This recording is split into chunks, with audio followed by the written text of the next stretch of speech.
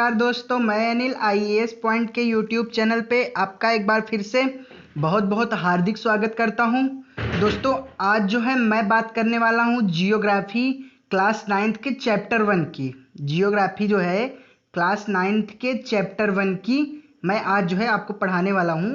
और इसमें मैं आपको जियोग्राफी मतलब क्लास 9 चैप्टर 1 में जितने भी इंपॉर्टेंट चीज़ें होंगी मैं सारे आपको बताऊंगा, और नोट्स में क्या लिखना है आपको ये भी मैं बताऊंगा। ठीक है, तो आज की जो है वीडियो को हम लोग बिना देरी करते हुए शुरू करते हैं और जो है इंपॉर्टेंट पॉइंट को सारे डिस्कस करेंगे इस वीडियो में। और जो क्वेश्चन मैं इस टॉपिक में पूछने वाला हूँ आपसे, उसका भी आंसर आप लोग कमेंट में जरूर बताइएगा, ताकि आपके जो मतलब क्वेश्चन उससे रिलेटेड रहें। तो जो परीक्षाओं में आपके पूछे जाएंगे वो क्वेश्चन आपके छूटने ना पाए ना। तो आज का जो हमारा पहला चैप्टर है वो क्या है, भारत मतलब भारत आकार और स्थिति। यहाँ पे बात की जा रही है भारत आकार और स्थिति। इसका मतलब भारत की आकार और स्थिति, इन सब के मतलब भारत का बनाव, आकार कैसा है, कितने, मतलब सारी चीजों के बारे में इसमें बात की जाएगी। ठीक है, तो आज की जो वीडियो है जैसे कि देखते हैं, यहाँ पे दिया गया है भारत। भारत विश्व की प्राचीनतम संस्कृतियों में से एक है।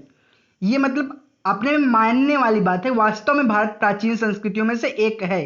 कैसे है यार, अभी अब देख लो कि जो है बौद्ध धर्म को अगर मान ले, लाइक बौद्ध धर्म को मान लेते हैं हम लोग अगर, तो बौद्ध धर्म की शुरुआत कहाँ से हुई, अपने भारत से हुई ना।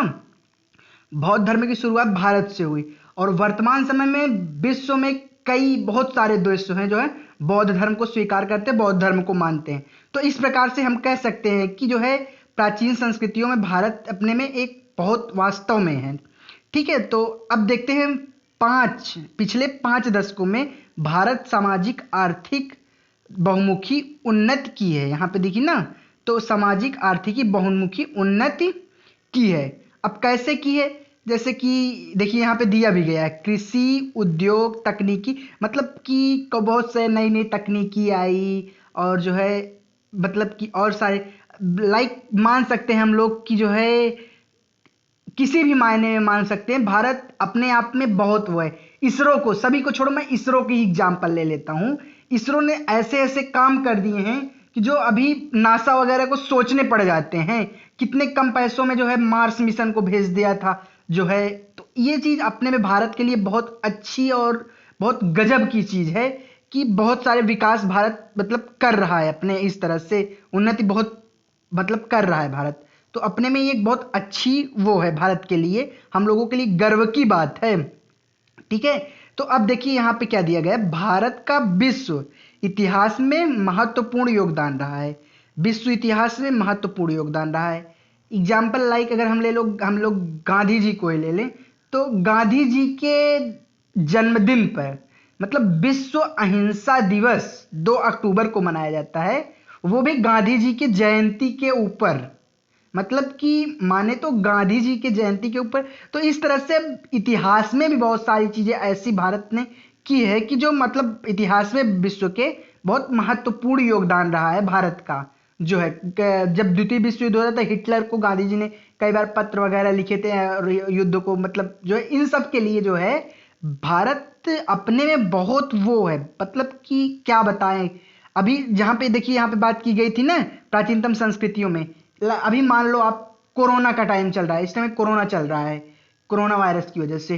तो जो है कोरोना वायरस, अच्छा हाँ, कोरोना वायरस का नाम आया ना, तो कोरोना वायरस आप लोग कमेंट में बताइए कोरोना वायरस कहाँ से शुरू हुआ है, मतलब कि किस देश के किस शहर से शुरू हुआ है और किस महीने में शुरू हुआ है। ठीक है, तो ये लोग आप लोग कमेंट में बताइएगा, नीचे कमेंट में आप लोग ये बताइएगा कोरोना वायरस जो है कहाँ से, मतलब किस देश से और किस उस देश के किस शहर से शुरू हुआ है, तो आप लोग कमेंट में बताइएगा। अभी यहाँ पे संस्कृतियों की बात करें अगर, तो हम लोग यहाँ पे संस्कृति दी गई नहीं, संस्कृतियों की अगर हम लोग बात करें तो देखो विश्व में मतलब कि अभी हर जगह देखो, लाइक अपने इंडिया में भी देख सकते हो, लोग गले मिलना और हाथ मिलाने में इंटरेस्टेड हो गए हैं। लोग किसी से मिलते हैं नए आदमी से तो हाथ मिलाते हैं ना। पर कोरोना ने अंततः लोगों को सिखा दिया कि भैया आपको भारत वाली चीज माननी पड़ेगी। भारत नमस्ते, नमस्ते करोगे तभी बच के रहोगे, वरना किसी से हाथ मिलाए तो फिर गए काम से। तो हाथ मिलाना भूल जाओ, कोई भी मिले लोगों से दूरी बना के रहो, उससे दूरी बना के ही रहोगे तभी बचे रहोगे कोरोना से। और जरूरत के टाइम पे ही बाहर निकलो, फिजूल के टाइम पे बाहर मत निकलो, ये चीज़ आप लोग जरूर याद करना। यहाँ पे अब चलिए हम लोग देखते हैं कि हमारा दूसरा पॉइंट क्या है।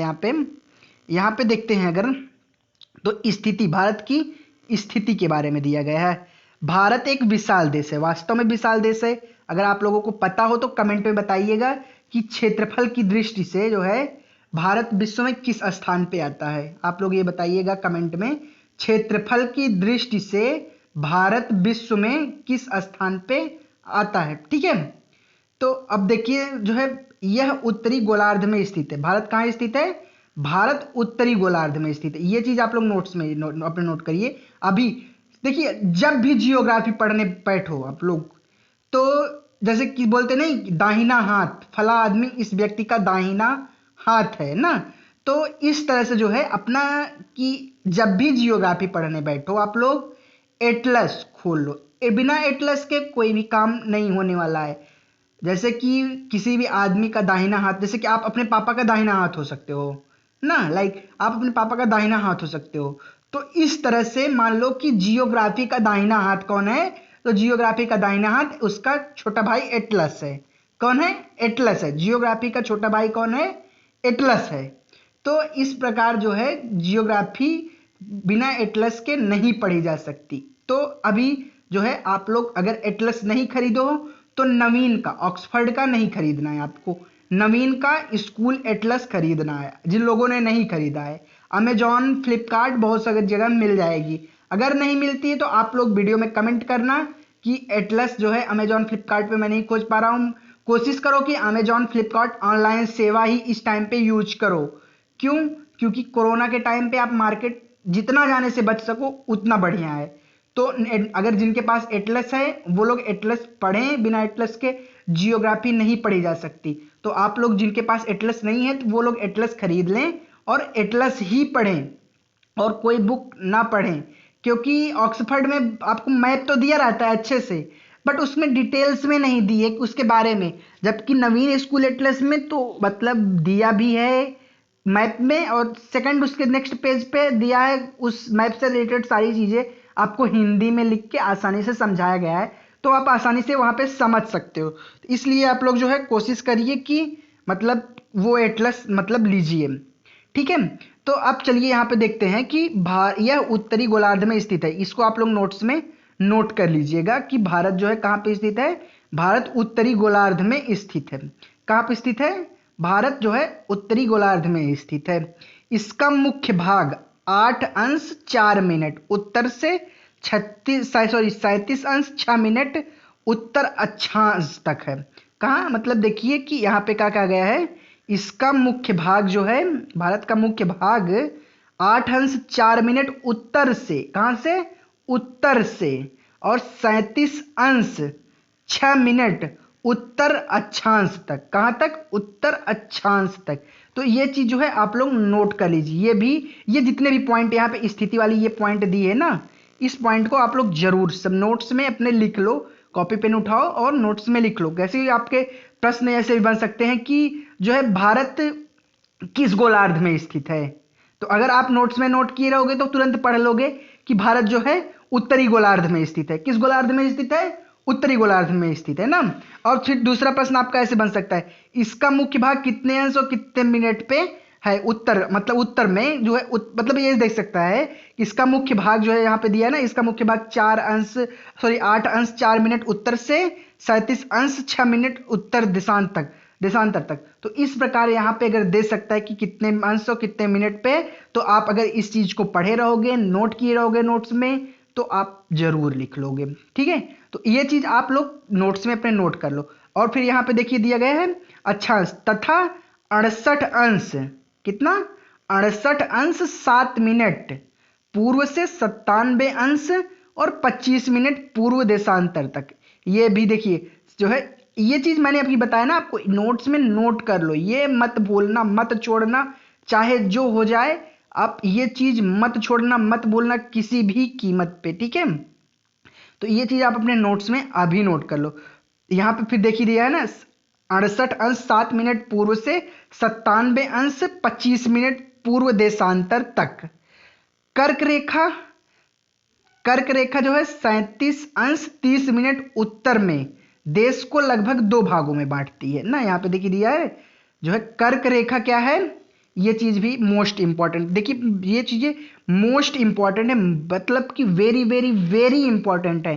तो ये चीज आप अपने नोट्स में जरूर नोट कर लो। कर्क रेखा जो है 37°30' उत्तर से पूर्व को और लगभग 2 बराबर भागों में बांटती है। मतलब कि जो है कर्क रेखा जो है 23°30' उत्तर से देश को जो है 2 भागों में बांटती है, मतलब कि बीचों बीच बांटती हुई चली जाती है कर्क रेखा जो है।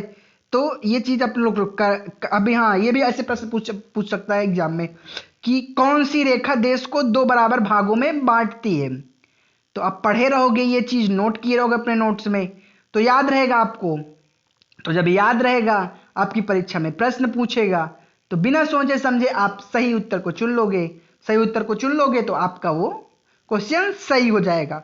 तो ये चीज आप जरूर याद करना, नोट्स में इसको नोट कर लीजिए आप लोग। जो है कर्क रेखा जो है 23°30' उत्तर में देश को 2 बराबर भागों में बांटती है। ठीक है, अब चलिए देखते हैं, यहां पे दिया है मुख्य भूभाग को। किसको? मुख्य भूभाग को दक्षिण पूर्व में अंडमान निकोबार द्वीप समूह। अंडमान निकोबार द्वीप समूह, चलो भैया बताओ अंडमान निकोबार द्वीप समूह की राजधानी का नाम क्या है? कमेंट में बताइएगा अंडमान निकोबार द्वीप समूह की राजधानी का क्या नाम है। ठीक है, ये प्रश्न भी आपको बहुत सारी जगह पूछे जाते हैं। अभी मैप में मैं दिखाऊंगा, एक सेकंड में अभी दिखा देता हूँ अंडमान निकोबार द्वीप समूह कहाँ पे। अभी नेक्स्ट में होगा, मैप में मैप देख लेते हैं हम लोग। हाँ यहाँ पे देखिए एक मैप दिया है हम लोगों के लिए, यहाँ पे हम लोग समझ लेते हैं। अंडमान निकोबार द्वीप समूह जो है कहाँ है, यही है अंडमान निकोबार द्वीप समूह अपना। ये चीज आप देख लेना कि ये समुद्र में है, थोड़ा सा ये देख लो। अंडमान निकोबार द्वीप समूह अपना ये समुद्र में है, भारत की सीमा में आता है। ये है जलीय सीमा में आता है भारत की। तो अंडमान निकोबार द्वीप समूह कहाँ पे है, ये अपना अंडमान निकोबार द्वीप समूह है। ठीक है, चलिए पॉइंट को हम लोग देखते हैं अपने। हाँ तो हम लोग यहाँ पे थे ना, यहाँ पे देखिए दिया है मुख्य भूभाग को देखिए लगभग 2 भागों में बांटती है। मुख्य भूभाग के दक्षिण पूर्व में अंडमान निकोबार द्वीप समूह बंगाल की खाड़ी और दक्षिण पश्चिम में लक्षद्वीप द्वीप समूह अरब सागर में स्थित है। अब कैसे समझोगे इसको? मुख्य भूभाग दक्षिण पूर्व में, मतलब कि भारत के मुख्य भूभाग को दक्षिण पूर्व में अंडमान निकोबार द्वीप समूह, दक्षिण पूर्व में मतलब कि दक्षिण और पूर्व के कोने पे जो है कहाँ है अंडमान निकोबार द्वीप समूह बंगाल की खाड़ी में। बंगाल अंडमान निकोबार द्वीप समूह कहाँ है, बंगाल की खाड़ी में है। ये भी याद रखना, आप ऐसे भी प्रश्न पूछ सकते अंडमान निकोबार द्वीप समूह किस कहाँ पे है, तो आप लोग पढ़े रहोगे, ये चीज भी नोट कर लो आप लोग। अंडमान निकोबार द्वीप समूह कहाँ है, मतलब एक नोट्स बनाते चलो ना यार, नोट्स में पॉइंट देते चलो, एक पॉइंट एक पॉइंट, ये पॉइंट ये पॉइंट। देखते हो अभी जो है अपने व्हाट्सएप ग्रुप या टेलीग्राम ग्रुप में देखे होगा आप लोग, वहां पे जो मैसेज दिए रहते हैं वो पॉइंट वाइज पॉइंट दिए रहते हैं। तो ये चीज जो है पॉइंट वैसे बना के पॉइंट आप लोग वहां पे उंगली लगाई रहती है इमोजी की, या फिर मतलब हार्ट वगैरह लगा रहता है। तो आप लोग अपने अकॉर्डिंग पॉइंट बना लो पेन से, अपने अच्छे से पॉइंट जैसे आप बनाना चाहो उस अकॉर्डिंग पॉइंट अपना बना लो। ठीक है, तो यहाँ पे देखिए अंडमान निकोबार द्वीप समूह बंगाल की खाड़ी में तथा दक्षिण पश्चिम में। अब दक्षिण पश्चिम में यहाँ पे देखिए क्या किसकी बात की गई, दक्षिण पूर्व की बात की गई थी, अब यहाँ दक्षिण पश्चिम की बात की जा रही है। ये चीज आप यहाँ पे अच्छे से समझिए, दक्षिण पूर्व में क्या है, अंडमान निकोबार द्वीप समूह है जो कि कहाँ है, बंगाल की खाड़ी में है ना। और तथा यहाँ पे तथा की बात देखी की गई है। तो दक्षिण पश्चिम में लक्षद्वीप द्वीप समूह अरब सागर में स्थित है। अब लक्षद्वीप कहाँ स्थित है, अरब सागर में स्थित है। ये चीज समझ लीजिए। आपके देखो ऐसे में 2 चीज बन रही है आपकी, एक तो आप समझ लिए कि अंडमान निकोबार द्वीप समूह कहाँ स्थित है, और दूसरी चीज भारत के मतलब भूभाग में जो है अंडमान निकोबार द्वीप समूह कैसे स्थित है। तो इस तरह से आप दक्षिण पूर्व में, अभी आपसे ऐसे पूछ भारत के दक्षिण पूर्व में क्या स्थित है, तो आप फंस जाओगे। अगर आपको विकल्प में मतलब ये चीज पढ़े रहोगे तो आप ये चीज तुरंत समझ जाओगे ना कि दक्षिण पूर्व में जो है हमारे ये आ रहा है, तो दक्षिण पूर्व में अंडमान निकोबार द्वीप समूह ऑप्शन में देखोगे तुरंत पकड़ लोगे और तुरंत अपना सही टिक लगाओगे और क्वेश्चन सही कर लोगे। तो ये चीज आप याद रखिएगा, ठीक है। तो यहाँ पे देखिए अब क्या है, बंगाल की खाड़ी खत्म, मतलब दक्षिण अंडमान निकोबार द्वीप जो बंगाल की खाड़ी में और दक्षिण पश्चिम में लक्षद्वीप जो है अरब सागर में स्थित है, ठीक है। अपनी एटलस की सहायता से उन द्वीपों के विस्तार को ज्ञात करो। तो अब एटलस मैंने बताया, तो एटलस को आप लोग जो है विस्तार को, उसके मतलब दोनों की विस्तार को वो पता करो। आप लोग का काम है ये कि अपने एटलस के जरिए इस चीजों को आप पता करो, और पता कर लिए हो तो तुरंत कमेंट में बताइएगा, ठीक है। ये नहीं कि पता कर लिए तो अपने नोट्स में नोट कर लिए, नोट्स में तो नोट ही करिए, कमेंट में भी बताइए, क्योंकि 2 बार लिख लोगे तो वो चीज़ आपके एकदम मनमानी याद हो जाएगा एकदम से। तो ये चीज़ आप याद रखिएगा, ठीक है। अब चलिए यहाँ पे देखिए एक पॉइंट दिया हुआ है, काफ़ी इंपॉर्टेंट पॉइंट है। क्या आप जानते हैं ना, एनसीईआरटी का जियोग्राफी का क्या आप जानते हैं, बहुत इंपॉर्टेंट होता है।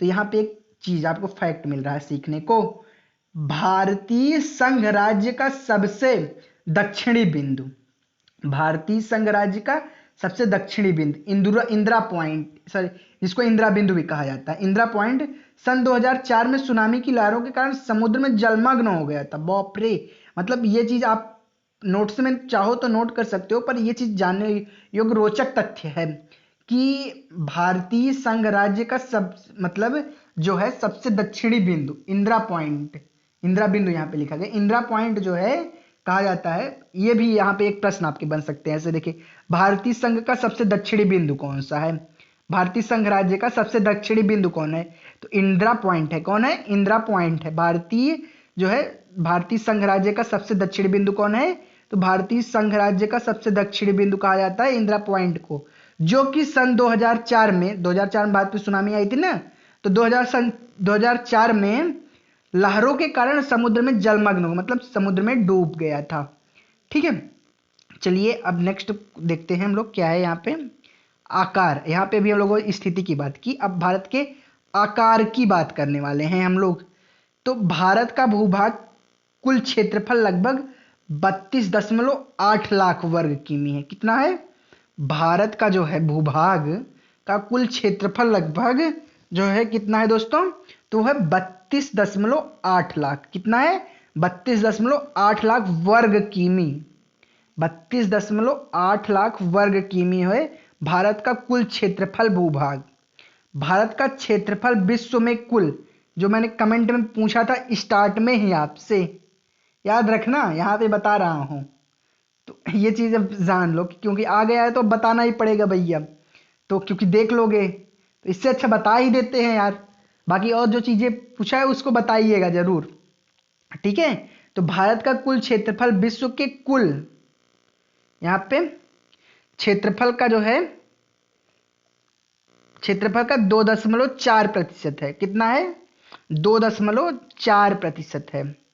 भारत का जो क्षेत्रफल है, जैसे कि विश्व का मतलब 100% हो गया ना, तो 100% में से जो हिस्सा है 2.4% हिस्सा, वो किसके हिस्से में आता है, भारत के हिस्से, मतलब पूरे विश्व का 2.4% जो हिस्सा है वो किसके हिस्से में आता है, भारत के हिस्से में आता है ना। तो ये इस तरह से जो है ये इंपॉर्टेंट बनता है आपका, कि जो है मतलब 2.4% हिस्सा, जैसे 100% हो गया। तो अभी लाइक मान लो कि जो है आपके पास 10 रुपए है ना, और आपको 5 लोगों में बराबर बराबर बांटना है, तो क्या करोगे, 2 × 5 = 10, मतलब कि दो दो दो दो दो दो दो दो सबको दे दो। तो सेम यही प्रोसेस इसमें भी है, भारत को मतलब कि सबको बराबर, ये तो यहाँ पे ना मतलब कि सभी देशों को बराबर बराबर हिस्सा नहीं है, मतलब बराबर नहीं है सभी का क्षेत्रफल पूरे देश विश्व का, किसी का ज़्यादा है किसी का कम है, तो इस तरह से है। तो भारत का जो है विश्व में वो है 2.4% हिस्सा। कितना है, 2.4% हिस्सा भारत का विश्व में है, ठीक है। तो यहाँ पे एक हम मैप के बारे में देख लेते हैं थोड़ा सा। यहाँ पे मैप दिया है हमारा एशिया, अपना एशिया देखिए ये है, यहाँ पे हमको दिया है जो है हमारे जो है, देखिए यहाँ पे दिया है उत्तर अमेरिका, एशिया, एशिया में अपना भारत भी आता है, यहाँ पे देखिए भारत दिया है, एशिया में अपना भारत भी आता है, भारत के यहाँ पे पड़ोसी देश भी हैं। तो इस तरह से जो है यहाँ पे ये देखिए जो ब्लू वाला है, एक सेकंड थोड़ा सा मैं जूम कर लेता हूँ, यहाँ पे देख सकते हैं हम लोग जो है ये अपना ये श्रीलंका है, यहाँ पे यहाँ पे बांग्लादेश है भारत के, ठीक है। और जो है यहाँ पे नेपाल आएगा, यहाँ पे जो है नेपाल आएगा भारत का, और इस साइड में पाकिस्तान आता है। और जो है नेपाल के अगर इस साइड पे इधर से जाएं तो यहाँ पे लद्दाख वगैरह का चीन, अभी यहाँ पे मैटर भी चल रहा है गलवान घाटी वाला, तो यहाँ पे लद्दाख वगैरह में जो है चीन का हिस्सा आता है यहाँ पे, ठीक है। तो इस तरह से जो है, और इधर समुद्री सीमा हो जाती है भारत की, यहाँ पे जो है लगभग आता है पाकिस्तान आता है यहाँ पे, तो यहाँ पे ये सब पाकिस्तान का एरिया हो जाता है यहाँ पे, ठीक है। चलिए अब जो है यहाँ पे हम लोग देख लेते हैं, यहाँ पे क्या है हमारा, उत्तरी अमेरिका ये है, यूरोप ये है, एशिया ये है, और ऑस्ट्रेलिया ये है, अफ्रीका ये है, ठीक है, और दक्षिणी अमेरिका ये है ना। तो और ये हमारा प्रशांत महासागर, ये भी प्रशांत महासागर है। अब इन्हीं के बीच में जो है अटलांटिक महासागर आता है, ये हिंद महासागर है, ठीक है। जो है अब चलिए देखते हैं उस पॉइंट को जो हम लोग डिस्कस कर रहे थे। यहाँ पे मैंने बताया था ना जो है भौगोलिक क्षेत्रफल का 2.4% भारत का है, तो मतलब कि भौगोलिक क्षेत्रफल अगर भारत की माने, आबादी की बात नहीं, यहाँ पे क्षेत्रफल की बात हो रही है, तो 2.4% हिस्सा जो है भारत का है, ठीक है। भारत विश्व का 7वां सबसे बड़ा देश है, याद रखना। अभी मैंने स्टार्ट में ये प्रश्न भी पूछा था कि भारत में विश्व के क्षेत्रफल की दृष्टि में कौन सा स्थान है, तो भारत का विश्व में जो है क्षेत्रफल की दृष्टि में विश्व में 7वां स्थान है, ठीक है। भारत की स्थल सीमा लगभग 15,200 किमी, स्थल सीमा की बात की गई यहाँ पे, स्थल सीमा देखिए यहाँ पे दिया गया है। ये चीज आप लोग देखिए, यहाँ पे ये पॉइंट आपको नोट्स में नोट करने, ये पॉइंट आप नोट्स में नोट करोगे, और ये भी नोट करोगे, और ये भी नोट करोगे, ठीक है। तो आप लोग अभी लिखो, भारत का क्षेत्रफल में लगभग 2.4% हिस्सा है, विश्व में जो है क्षेत्रफल की दृष्टि में 2.4% हिस्सा जो है भारत का है। और फिर उसके बाद नेक्स्ट पॉइंट आप ऐसे ऐसे अपना वो बना लिया करो ऐसे, उसके बाद जो है यहाँ पे लिखा करिए कि, अब यहाँ पे लिखिए दूसरे पॉइंट में आप, भारत का जो है विश्व में लगभग 7वां स्थान है, मतलब क्षेत्रफल की दृष्टि में भारत का विश्व में 7वां स्थान है, ठीक है। अब जो है यहाँ पे लिखो तीसरा, भारत की स्थल सीमा लगभग 15,200 किमी है, कितनी है, 15,200 किमी है भारत की जो है स्थल सीमा। याद रखिएगा भारत की स्थल सीमा कितनी है, तो भारत की स्थल सीमा लगभग 15,200 किमी है।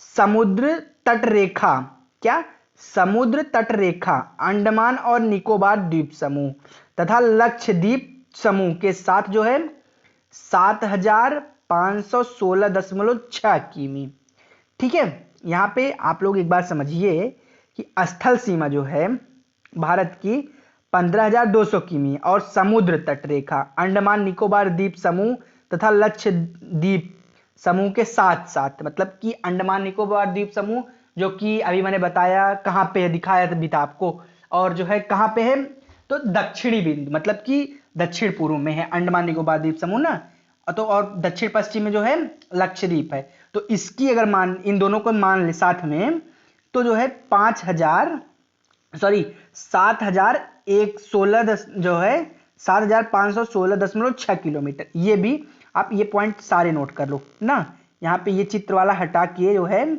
बाकी सारे पॉइंट आप लोग नोट कर लो। चित्र को एक बार देख लोगे, दिखा दूंगा भी मैं अच्छे से, तो आप अच्छे से चित्र को भी समझा देता हूं, तो ये चीज आप जो है अपने नोट्स में नोट कर लीजिए, है ना। अब चलिए देखते हैं हम लोग जो है कि यहां पे जो है हमारा क्या है, भारत के जो है उत्तर पश्चिम तथा उत्तर पूर्वी सीमा, क्या किसकी बात की गई है, भारत की जो है उत्तर पश्चिम और उत्तर पूर्व, मतलब तथा उत्तर उत्तरी पूर्व में सीमा में नवीनतम वलित पर्वत हैं। ये भी आप लोग याद रखें, भारत के उत्तर पश्चिम और उत्तर पूर्व में जो है नवीनतम वलित पर्वत हैं, मतलब नवीन नए नए पर्वत हैं, ताजी है, मतलब हर जंगलों उंगलों से भरे हुए वलित पर्वत हैं भारत में। इसके दक्षिण का भूभाग उत्तर में चौड़ा है, मतलब कि भारत में जो है दक्षिण का भूभाग उत्तर में चौड़ा है, दक्षिण वाला जो भाग है वो उत्तर में चौड़ा है, और 20 अंश उत्तरी अक्षांश में, कितने, 20 अंश उत्तरी अक्षांश में हिंद महासागर की ओर सकरा होता है। कैसे, मतलब आप समझोगे कि हिंद महासागर जो है उसमें जो है इसका जो है 20 अंश उत्तरी अक्षांश में जो है यह सकरा होता है और इसके पश्चिम में अरब सागर होता है और पूर्व में बंगाल की खाड़ी होती है। अभी मैंने बताया कि दक्षिण पूर्व और उत्तर पश्चिम की बात की गई थी ना, दक्षिण पश्चिम की बात की गई थी, तो दक्षिण पश्चिम लक्षद्वीप है और दक्षिण पूर्व में अंडमान निकोबार द्वीप समूह है। तो जो है यहाँ पे मतलब कि उत्तर पूर्व 22 अंश उत्तरी अक्षांश में जो है हिंद महासागर की ओर सकरा है, मतलब कि थोड़ा सकरा हुआ है हिंद महासागर की ओर में, ठीक है। और इसके पश्चिम में अरब सागर, भारत के जो है पश्चिम में जो है अरब सागर है, याद रखिएगा भारत के पश्चिम में अरब सागर। अरब सागर सबसे पश्चिमी राज्य भारत का कौन सा है? गुजरात है। पश्चिम में जो है भारत के अरब सागर है। ये दोनों पॉइंट यहाँ पे याद रखिए, सबसे पश्चिम में जो है भारत के गुजरात है और सबसे पश्चिम में जो है भारत के अरब सागर है। कौन सा? अरब सागर है, ठीक है। तो अब जो है और बंगाल की खाड़ी कहाँ स्थित है? पूर्व में स्थित है। भारत के बंगाल की खाड़ी कहाँ स्थित है? पूर्व में स्थित है। बंगाल की खाड़ी जो है पूर्व में भारत के स्थित है, बंगाल की खाड़ी, ठीक है। यहाँ पे देखिए दिया है पूर्व में भारत बंगाल की खाड़ी स्थित है। अब यहाँ पे देखते हैं हम लोग कि चित्र को देखिए, मतलब कि 2.3 चित्र को देखिए और अक्षांश और देशांतर विस्तार लगभग 30% है। अक्षांश और देशांतर विस्तार जो है 30% है, परंतु पूर्व में जो है पश्चिम का विस्तार उत्तर दक्षिण की विस्तार की अपेक्षा कम प्रतीत होता है। क्या बात कही गई यहाँ पे? यहाँ पे अगर हम लोग देख लेते हैं तो जो देखिए यहाँ पे बताया गया है कि अक्षांश और देशांतर, क्या? अक्षांश और देशांतर का विस्तार लगभग 30% है। कितने? मतलब 30 अंश, सॉरी प्रतिशत नहीं, 30 अंश। अक्षांश और देशांतर का विस्तार कितना है? तो अक्षांश और देशांतर का विस्तार 30%। ये भी आप नोट्स में अपने लिख लीजिएगा, अक्षांश और देशांतर का विस्तार जो है 30%, परंतु पूर्व और पश्चिम का विस्तार उत्तर और दक्षिण की अपेक्षा कम प्रतीत होता है। पूर्व और पश्चिम का जो विस्तार है भारत का, वो जो है उत्तर और पश्चिम की अपेक्षा कम प्रतीत, मतलब कम लगता है, ऐसा लगता है कि कम है जो है उत्तर और पश्चिम की, मतलब उत्तर और अगर बात करते हैं अक्षांश और देशांतर के विस्तार का लगभग 30, परंतु उत्तर पश्चिम में जो है पूर्वी और पूर्व पश्चिम का विस्तार जो है उत्तर और दक्षिण की अपेक्षा जो है कम लगता है ना। और फिर यहाँ पे वो क्या बताया गया है? गुजरात से अरुणाचल प्रदेश की स्थानीय समय 2 घंटे का अंतर है। मतलब कि अगर जो है स्थानीय समय का अगर माने तो जो है गुजरात से जो है और अरुणाचल प्रदेश से स्थानीय समय का लगभग 2 घंटे। अगर गुजरात में जो है 5 बज रहे हैं ना, तो मतलब गुजरात में अगर 5 बज रहे हैं, मतलब अंतर 2-2 घंटे का अंतर है। अगर आप मान लो अगर आप मान लो कि गुजरात में जो है 5 बज रहे हैं तो अरुणाचल प्रदेश में 7 बज सकते हैं। अरुणाचल प्रदेश में सूर्य सबसे पहले निकलता है, ये चीज याद रखिए, क्योंकि सबसे पूर्वी राज्य भारत का है, तो 2 घंटे बाद जो है गुजरात में दिखता है सूर्य। अगर कोई सूर्य, मतलब कोई सूर्य का सूर्य तो एक ही है, अगर सूर्य अरुणाचल प्रदेश में दिखता है सबसे पहले तो गुजरात में जो है वहां पे गुजरात में 2 घंटे बाद दिखेगा। और सूर्य अस्त जो है अरुणाचल प्रदेश में मतलब सबसे पहले होगा और गुजरात में सबसे लास्ट में होगा, क्योंकि वो पश्चिम में है तो वहां पे दिखता रहता है, अरुणाचल प्रदेश में नहीं दिखता है, ठीक है। तो ये चीज है यहाँ पे। अब यहाँ पे क्या बात की गई है कि देखिए यहाँ पे लगभग बात की गई थी गुजरात से अरुणाचल प्रदेश, किसकी? गुजरात से अरुणाचल प्रदेश की स्थानीय सीमा 2 घंटे का अंदर, अतः 82 अंश 30 मिनट पूर्व देशांतर रेखा को भारत की मानक यौम्योत्तर, क्या? भारत की यौम्योत्तर रेखा माना गया है, मतलब यौम्योत्तर माना गया है। क्या यहाँ पे दिया गया ना 82 अंश 30 मिनट पूर्वी देशांतर रेखा को भारत की मानक यौम्योत्तर माना गया है। भारत की यौम्योत्तर का माना गया है 82 अंश 30 मिनट पूर्व देशांतर रेखा को भारत की यौम्योत्तर माना गया है, मानक यौम्योत्तर माना गया। ये चीज आप लोग याद नोट्स में नोट कर लीजिए कि 82 अंश 30 मिनट पूर्व देशांतर रेखा को भारत की मानक यौम्योत्तर माना गया, जो कि यहां पे भी देखिए जो कि उत्तर प्रदेश के मिर्जापुर, पूजा मैम का, इंग्लिश वाली पूजा मैम जहां से आपकी बिलोंग करती हैं, मिर्जापुर से गुजरती है ना, कहाँ से गुजरती है? उत्तर प्रदेश के मिर्जापुर से गुजरती है। याद रखिएगा कि मानक योम्योत्तर रेखा जो है कहाँ से गुजरती है? उत्तर प्रदेश के मिर्जापुर से गुजरती है और अक्षांश के प्रभाव दक्षिण से, यहाँ पे अक्षांश के प्रभाव दक्षिण से उत्तर की ओर दिन और रात की अवधि पर पड़ता है। मतलब कि यहाँ पे जो है मानक योम्योत्तर रेखा जो है, भारत मानक योम्योत्तर रेखा जो उत्तर प्रदेश के मिर्जापुर से गुजरती, कहाँ से गुजरती है? उत्तर प्रदेश के मिर्जापुर से गुजरती। अक्षांश का प्रभाव दक्षिण से उत्तर की ओर दिन और रात, मतलब अक्षांश का जो प्रभाव है इसका वह दक्षिण से उत्तर की ओर मिर्जापुर, मतलब मिर्जापुर से गुजरती है। तो अक्षांश की जो रेखा है दक्षिण से पूर्व उत्तर की ओर दिन और रात की अवधि पर पड़ता है। इसका प्रभाव जो है दिन और रात की अवधि पर पड़ता है। ठीक है, चलिए अब जो है नेक्स्ट पॉइंट को देख लेते हैं हम लोग। यहाँ पे क्या दिया गया है कि नेक्स्ट पॉइंट जो है यहाँ पे भारत तथा विश्व, क्या? भारत तथा विश्व। तो इसके बारे में जो है हम लोग नेक्स्ट पार्ट में अपना डिस्कस करेंगे। जो है कल वाली आपकी क्लास में जो है इसके बारे में हम डिस्कस करेंगे कि भारत और विश्व के बारे में इस चैप्टर को हम लोग कल अच्छे से डिस्कस करेंगे। यहाँ पे एक क्वेश्चन है, इस क्वेश्चन का आंसर आप लोग पूछ लेते हैं। आप लोग बताइएगा 82°30' जो है पूर्व देशांतर को भारत की मानक योम्योत्तर माना गया है ना। कन्याकुमारी जो है कन्याकुमारी यहाँ पे देखिए दिया गया है। आप ये चीज आप लोग आंसर पता करके जो है, चाहे जहां से पता करके आप जो है इसका आंसर आप लोग कमेंट में जरूर बताइएगा कि जो है 82°30' पूर्वी देशांतर को भारत की योम्योत्तर रेखा क्यों माना गया भैया, क्यों इसी को माना गया? हाँ, तो आप लोग ये कमेंट में बताइएगा। और जो है दूसरा क्वेश्चन है, कन्याकुमारी और कश्मीर में दिन रात की अवधि में अंतर क्यों है? मतलब कि कन्याकुमारी और जो है कश्मीर में दिन रात की अवधि में अंतर क्यों है, जबकि सूरज तो जो है वहां पूर्व पश्चिम से उदय और अस्त होता है ना। तो कश्मीर और कन्याकुमारी का क्या लेना देना है भैया? अगर पता हो तो आप बताइएगा कमेंट में।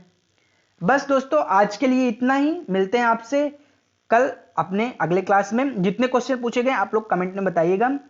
ओके दोस्तों, बाय बाय, बाय बाय दोस्तों।